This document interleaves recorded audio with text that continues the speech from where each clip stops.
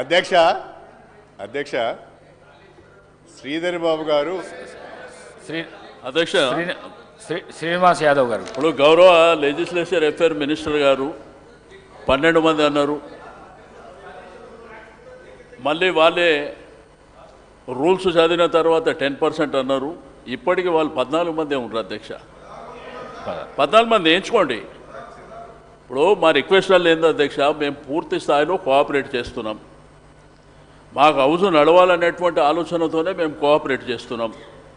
నిన్న కూడా హరీబరీగా మీరు అసెంబ్లీ పెట్టినా కానీ మా సభ్యులు మాకు అవకాశం ఇవ్వకుండా బుల్డోజ్ చేసినా కానీ మేము కోఆపరేట్ చేస్తున్నాం.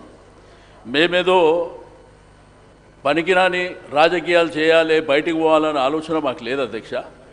దయచేసి లెజిస్లేచర్ అఫేర్ మినిస్టర్ గారికి రిక్వెస్ట్ ఏంటంటే, నా రిక్వెస్ట్ ఏంటంటే sir, I stand correct. You better sir, I wish the house correct me sir.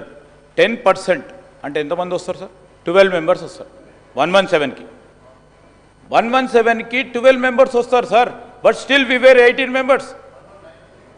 119కి సార్ 119కి సార్ 119కి 12 మెంబర్సే వస్తారు.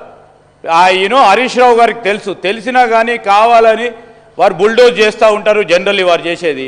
ఆ ప్రశాంత్ రెడ్డి గారిని అడగండి, వారు కూడా లెజిస్లేటివ్ మంత్రిగా ఉన్నారు. 12 మంది శాసనసభ్యులే కోరము.